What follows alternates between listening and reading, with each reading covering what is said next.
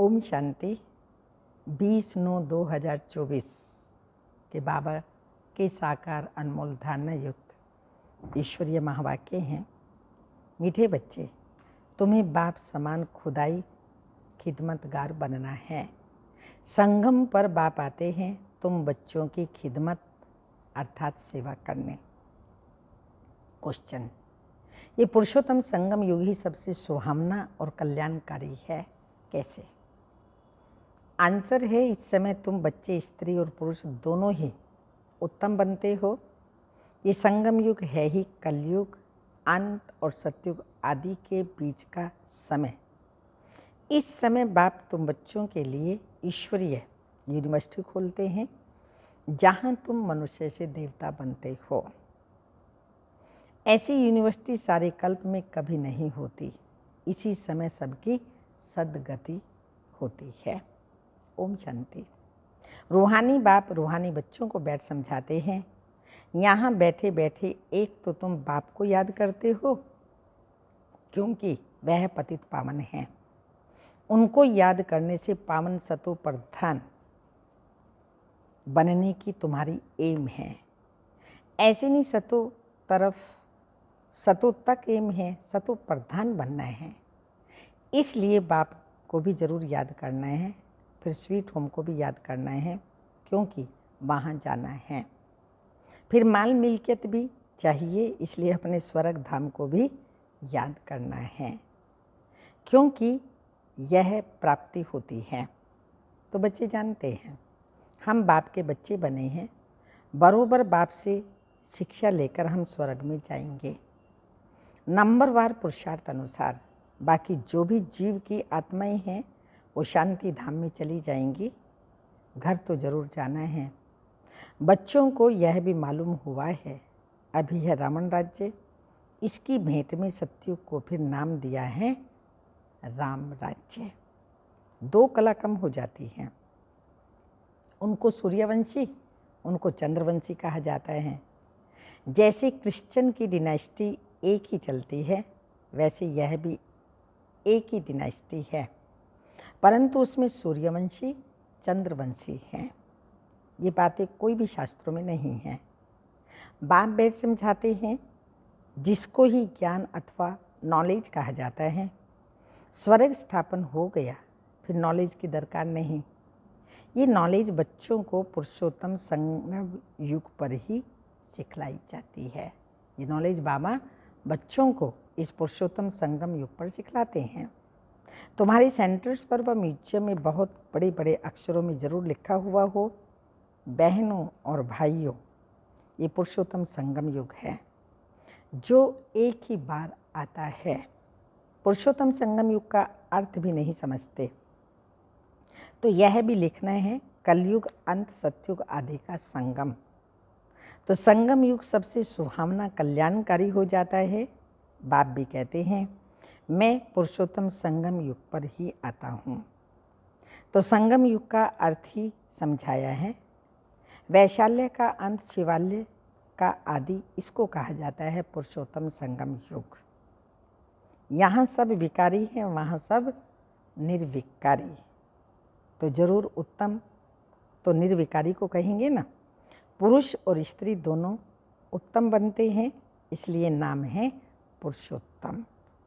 इन बातों का बाप और तुम बच्चों के सिवाय किसी को भी पता नहीं है कि यह संगम युग है। किसी के ख्याल में भी नहीं आता कि पुरुषोत्तम संगम युग कब होता है। अभी बाप आए हुए हैं, वह है मनुष्य सृष्टि का बीज रूप, उनकी ही इतनी महिमा है। वह ज्ञान का सागर है, आनंद का सागर है, पतित पावन है, ज्ञान से सद्गति करते हैं। ऐसे तुम कभी नहीं कहेंगे भक्ति से सद्गति, ज्ञान से सद्गति होती है और सद्गति है ही सतयुग में। तो जरूर कलयुग का अंत और सतयुग आदि के संगम पर ही बाप आते हैं। तो बाप ने कितना क्लियर कर समझाया है। नए भी आते हैं हूबहू जैसे कल्प पहले आए हैं, आते ही रहते हैं। राजधानी ऐसे ही स्थापन होनी है तुम बच्चों को मालूम है हम खुदाई खिदमतगार सच्चे सच्चे ठहरे। एक को थोड़ी पढ़ाएंगे, एक पढ़ते हैं, फिर इन द्वारा तुम पढ़कर औरों को पढ़ाते हो। इसलिए यहाँ यह बड़ी यूनिवर्सिटी खोलनी पड़ती है। सारी दुनिया में और कोई यूनिवर्सिटी नहीं है, ना कोई दुनिया में जानता है कि ईश्वरीय यूनिवर्सिटी भी होती है। अभी तुम बच्चे जानते हो, गीता का भगवान शिव आकर यह यूनिवर्सिटी खोलते हैं। नई दुनिया का मालिक देवी देवता बनाते हैं। इस समय आत्मा जो तमो प्रधान बन गई है, फिर उनको ही सतो प्रधान बनना है। इस समय सब तमो प्रधान है ना। भल कोई कुमार है, पवित्र रहते हैं, कुमारियाँ भी पवित्र रहती हैं, सन्यासी भी पवित्र रहते हैं, परंतु आजकल वो पवित्रता नहीं है। पहले पहले जब आत्माएं आती हैं वो पवित्र रहती हैं, फिर अपवित्र बन जाती हैं, क्योंकि तुम जानते हो सतो प्रधान सतो रजो तमो में सबको पास होना ही है। अंत में सब तमो प्रधान बन जाते हैं। अभी बाप सन्मुख बैठ समझाते हैं, यह झाड़ तमो प्रधान जर्जरीभूत अवस्था को पाया हुआ है, पुराना हो गया है, तो जरूर इनका विनाश होना चाहिए। यह है वैरायटी धर्मों का झाड़। इसलिए कहते हैं विराट लीला कितना बड़ा बेहद का झाड़ है। यह तो जड़ झाड़ होते, वह जड़ झाड़ होते हैं, जो बीज डालो वह झाड़ निकलता है। यह फिर है वैरायटी धर्मों का वैरायटी चित्र है। सब मनुष्य, परंतु उनमें वैरायटी बहुत है, इसलिए विराट लीला कहा जाता है। सब धर्म कैसे नंबरवार आते हैं यह भी तुम जानते हो। सबको जाना ही है, फिर आना है। यह ड्रामा बना हुआ है भी कुदरती ड्रामा। कुदरत यह है जो इतनी छोटी सी आत्मा अथवा परमात्मा में इतना पार्ट भरा हुआ है। परम आत्मा को मिलाकर परमात्मा कहा जाता है। तो तुमको बाबा कहते हैं, क्योंकि सभी आत्माओं का वह सुप्रीम बाप है ना। बच्चे जानते हैं आत्मा ही सारा पार्ट बजाती है। मनुष्य यह नहीं जानते, वह तो कह देते हैं आत्मा निर्लेप है। वास्तव में यह अक्षर रॉन्ग है। यह भी बड़े बड़े अक्षरों में लिख देना चाहिए, आत्मा निर्लेप नहीं है। आत्मा ही जैसे जैसे अच्छे व बुरे कर्म करती है तो ऐसे वह फल पाती है। बुरे संस्कारों से पतित बन पड़ती है, तब तो देवताओं के आगे जाकर उनकी महिमा गाते हैं। अभी तुमको 84 जन्मों का पता पड़ गया है और कोई भी मनुष्य नहीं जानता। तुम उनको 84 जन्म सिद्ध कर बताते हो तो कहते हैं क्या शास्त्र सब झूठे हैं? क्योंकि सुना है मनुष्य 84 लाख योनियां लेती है। अभी बाप बैठ समझाते हैं, वास्तव में सर्वशास्त्रमय शिरोमणि है ही गीता। तो बाप अभी हमको राजयोग सिखला रहे हैं जो 5000 वर्ष पहले सिखाया था। तुम जानते हो हम पवित्र थे, पवित्र ग्रस्त आश्रम था। अभी इनको धर्म नहीं कहेंगे, अधर्मी बन पड़े हैं, अर्थात विकारी बन गए। इस खेल को तुम बच्चे समझ गए हो। ये बेहद का ड्रामा है जो हर 5000 वर्ष के बाद रिपीट होता रहता है। लाखों वर्ष की तो बात ही नहीं है, हो ही ना सके। यह तो जैसे कल की बात है। तुम शिवालय में थे, आज वैशाल्य में हो, फिर कल शिवालय में होंगे। सत्युग को कहा जाता है शिवालय, त्रेता को सेमी कहा जाता है। इतने वर्ष वहाँ रहेंगे, पुनर्जन्म में तो आना ही है। इसको कहा जाता है रावण राज्य। तुम आधा कल्प पतित बने हो। अब बाप कहते हैं गृहस्थ व्यवहार में रहते कमल फूल समान पवित्र बनो। कुमार और कुमारियाँ तो हैं ही पवित्र, उन्हों को फिर समझाया जाता है ऐसे गृहस्थ में फिर जाना नहीं है, जो फिर पवित्र होने का पुरुषार्थ करना पड़े। भगवानु वाच्य पावन बनो तो बेहद के बाप का मानना पड़े ना। तुम गृहस्थ व्यवहार में रहते कमल फूल समान रह सकते हो, फिर बच्चों को पतित बनने की आदत क्यों डालते हो? क्योंकि 21 जन्मों के लिए पतित होने से बचाते हैं। इसमें लोक लाज कुल की मर्यादा तो छोड़नी पड़े, ये बेहद की बात है। बैचलर तो सब धर्मों में बहुत रहते हैं, परंतु सेफ्टी से रहना जरा मुश्किल होता है। फिर भी रावण राज्य में रहते हैं ना। विलायत में भी ऐसे बहुत मनुष्य शादी नहीं करते, फिर पिछाड़ी में कर लेते हैं कंपेनियनशिप के लिए। क्रिमिनल आई से नहीं करते, ऐसे भी दुनिया में बहुत होते हैं। पूरी संभाल करते हैं, फिर जब मरते हैं तो कुछ उनको देकर जाते, कुछ धर्माऊ जमा करते हैं, ट्रस्ट बनाकर आते हैं। विलायत में भी बड़े बड़े ट्रस्ट होते हैं जो फिर यहाँ भी मदद करते हैं। यहाँ ऐसा ट्रस्ट नहीं होगा जो विलायत को भी मदद करे। यहाँ तो गरीब लोग हैं, क्या मदद करेंगे? वहाँ तो उन्हों के पास पैसे बहुत हैं, भारत तो गरीब है ना। भारत वासियों की हालत क्या है? भारत कितना सिरताज था, कल की बात है। खुद भी कहते हैं 3000 वर्ष पहले, क्राइस्ट से 3000 वर्ष पहले पैराडाइज था। बाप ही बताते हैं। तुम जानते हो बाप कैसे ऊपर से नीचे आते हैं पतितों को पावन बनाने। वह है ही ज्ञान का सागर पतित पावन, सर्व का सद्गति दाता, अर्थात सबको पावन बनाने वाला। तुम बच्चे जानते हो, मेरी महिमा तो सब गाते हैं। मैं यहाँ पतित दुनिया में आता हूँ तुमको पावन बनाने।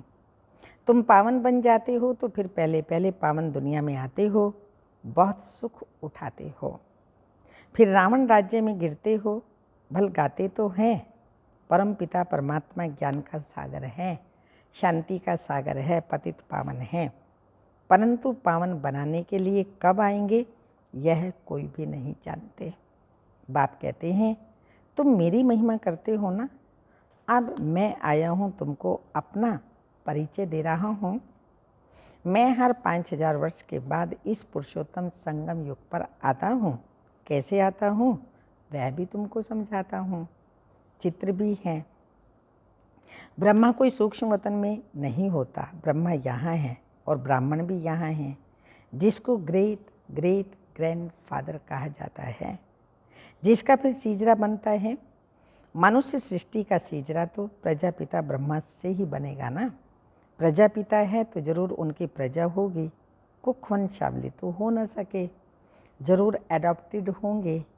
ग्रेट ग्रेट ग्रैंडफादर है तो जरूर एडॉप्ट किया होगा। तुम सब एडॉप्टेड बच्चे बनते हो। अभी तुम ब्राह्मण बने हो, फिर तुमको देवता बनना है। शूद्र से ब्राह्मण, फिर ब्राह्मण से देवता, ये बाजोली का खेल है। विराट रूप का भी चित्र है ना। वहाँ से सबको यहाँ आना है जरूर। जब सब आ जाते हैं फिर क्रिएटर भी आते हैं, वह क्रिएटर डायरेक्टर है, एक्ट भी करते हैं। तो बाप कहते हैं हे आत्माएं, तुम मुझे जानते हो, तुम आत्माएं मेरे सब बच्चे हो ना। तुमने पहले सतयुग में शरीरधारी बन कितना अच्छा सुख का पाठ बजाया, फिर 84 जन्म बाद तुम कितना दुख में आ गए। ड्रामा के क्रिएटर डायरेक्टर प्रोड्यूसर होते हैं। ये बेहद का ड्रामा है। बेहद ड्रामा को कोई भी जानते नहीं हैं। भक्ति मार्ग में ऐसी ऐसी बातें बताते हैं जो मनुष्यों की बुद्धि में वही बैठ गई हैं। अब बाप कहते हैं मीठे मीठे बच्चों, ये सब भक्ति मार्ग के शास्त्र हैं। भक्ति मार्ग की ढेर सामग्री है। जैसे बीज की सामग्री झाड़ है, इतने छोटे बीज में झाड़ कितना अथाह फैल जाता है, भक्ति का भी इतना विस्तार है। ज्ञान तो बीज है, उसमें कोई भी सामग्री की दरकार नहीं रहती। बाप कहते हैं अपने को आत्मा समझ बाप को याद करो और कोई व्रत नेम नहीं, ये सब बंद हो जाता है। तुमको सदगति मिल जाएगी, फिर कोई बात की दरकार नहीं। तुमने ही बहुत भक्ति की है, उसका फल तुमको देने के लिए आया हूँ। देवताएं शिवालय में थे ना, तब तो मंदिर बनाकर उन्हों की महिमा गाते हैं। अब बाप समझाते हैं, मीठे मीठे बच्चों, मैंने 5000 वर्ष पहले भी तुमको समझाया था कि क्या समझाया था? अपने को आत्मा समझो, देह के सब संबंध छोड़ मुझे एक बाप को याद करो, तो इस योग अग्नि से तुम्हारे पाप भस्म हो जाएंगे। बाप जो कुछ अभी समझाते हैं, कल्प कल्प समझाते आए हैं। गीता में भी कोई कोई अक्षर अच्छे हैं, मन मना भव, अर्थात मुझे याद करो। शिव बाबा कहते हैं, मैं यहाँ आया हूँ, किसके तन में आता हूँ वह भी बताता हूँ। ब्रह्मा द्वारा सब वेदों शास्त्रों का सार तुमको समझाता हूँ। चित्र भी दिखाते हैं परंतु अर्थ नहीं समझते। अभी तुम समझते हो शिव बाबा कैसे ब्रह्मा तन द्वारा सब शास्त्रों आदि का सार सुनाते हैं। 84 जन्मों के ड्रामा का राज भी तुमको समझाते हैं। इनके ही बहुत जन्मों के अंत में आता हूँ। यही फिर पहले नंबर का प्रिंस बनते हैं, फिर 84 जन्मों में आते हैं। अच्छा, मीठे मीठे सिक्की लदे बच्चों प्रति माता पिता बाप दादा का याद प्यार। Good morning diamond morning. रूहानी बाप की रूहानी बच्चों को नमस्ते। हम रूहानी बच्चों की रूहानी माता पिता बाप दादा को याद प्यार। Good morning diamond morning. Om नमस्ते। धारणा के लिए मुख्य सार है, इस रावण राज्य में रहते पतित लोकलाज कुल की मर्यादा को छोड़ बेहद की बात माननी है। ग्रस्त व्यवहार में रहते कमल फूल समान बनना है। सेकंड पॉइंट, इस वैरायटी विराट लीला को अच्छी तरह से समझना है। इसमें पाठ बजाने वाली आत्मा निर्लेप नहीं है, अच्छे बुरे कर्म करती और उसका फल पाती है। इस राज को समझकर श्रेष्ठ कर्म करने हैं। वरदान, बाप के संस्कारों को अपने ओरिजिनल संस्कार बनाने वाले शुभ भावना शुभ कामना धारी भव। स्पष्टीकरण, अभी तक कई बच्चों में फीलिंग के, किनारा करने के, परचिंतन करने के व सुनने के भिन्न भिन्न संस्कार हैं, जिन्हें कह देते हैं क्या करें मेरे ये संस्कार हैं आदि आदि। ये मेरा शब्द ही पुरुषार्थ में ढीला करता है। ये रावण की चीज़ है, मेरी नहीं। लेकिन जो बाप के संस्कार वही ब्राह्मणों के ओरिजिनल संस्कार हैं। वह संस्कार विश्व कल्याणकारी शुभ चिंतनधारी, सबके प्रति शुभ भावना शुभ कामना धारी। स्लोगन, जिसमें समर्थी है वही सर्व शक्तियों के खजाने के अधिकारी हैं। जिसमें समर्थी है वही सर्व शक्तियों के खजाने के अधिकारी हैं। अव्यक्त इशारा है, कभी भी इंसाफ मांगने वाले नहीं बनो। किसी भी प्रकार के मांगने वाला स्वयं को तृप्त आत्मा अनुभव नहीं करेगा। महादानी भिखारी से एक नया पैसा लेने की इच्छा नहीं रख सकते। यह बदले, यह करे, यह कुछ सहयोग दे, कदम आगे बढ़ाए। ऐसे संकल्प, ऐसे सहयोग की भावना परवश शक्तिहीन भिखारी आत्मा से क्या रख सकते हैं। ओम शांति।